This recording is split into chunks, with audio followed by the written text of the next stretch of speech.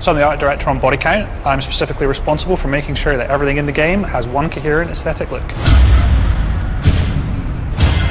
So in Bodycount, you've landed in a really torn up, war-torn world. It's an old world, it's a dying world. It's a very unusual way to start a game, and we drop the parachute into what's effectively a very old sort of British colonial style town. And from that point on, all of the different stages that you go through are completely different to the last one. The environments in Bodycount are very fantasised, but they're also very bright and vibrant. We've used the entire colour wheel in the game. We go all the way through it, from hot, polluted, yellowy green Africa, through a sort of midnight neon Asia, and then into the belly of the beast at the end, where we set you against the target in a very fiery, hellish cauldron.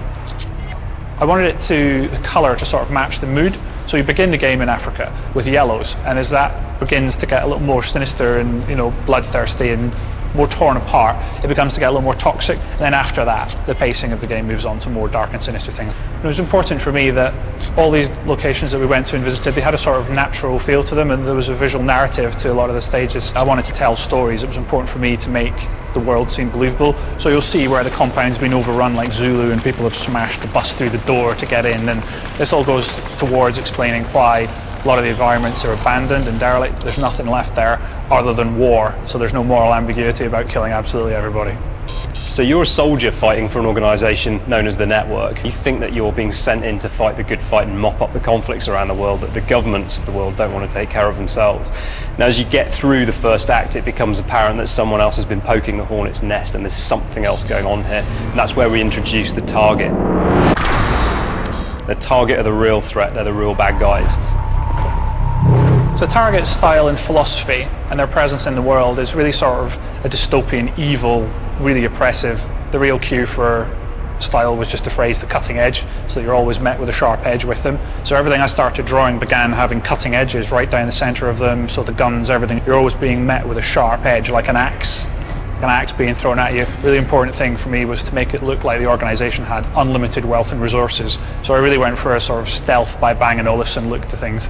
A lot of the reward for the player is the first time you come up against a target, and the buildings are going to be very tough, they're going to be very hard to get into. We get inside their building, and the initial frustration of not being allowed in is rewarded by the fact that you really do become a bull in a china shop for these things. They don't expect you to be inside, so you're able to completely destroy all the glasswork, all the ceramic things. Bodycount's AI is completely class-based, so the idea is that we've put these different classes together that operate in very different ways and have different behaviours. So, for example, we've got a medic in there who can revive fallen soldiers. We've got a scavenger who will steal the game's currency intel from you and stop you from getting access to your upgrades. We've got heavy tank classes.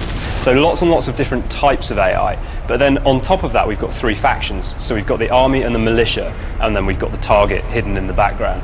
It was important for me that when we were making Bodycount that it had a handcrafted art look, and that extended to the characters as well.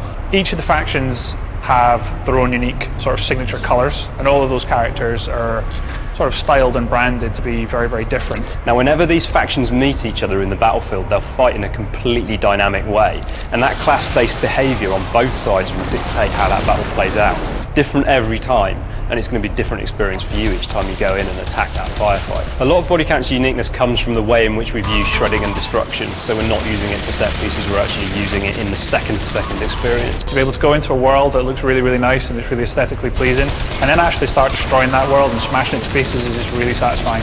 Even from a tiny handgun, you feel like you're really kicking the ass out of the world. Because there's so much environmental destruction, you're never going to get the same playthrough twice. Each building will be different.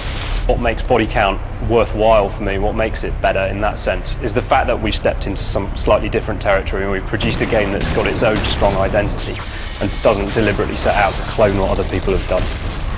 Bodycount's the best thing since sliced bread, before or after, assuming that you can actually destroy the sliced bread with a large heavy machine gun.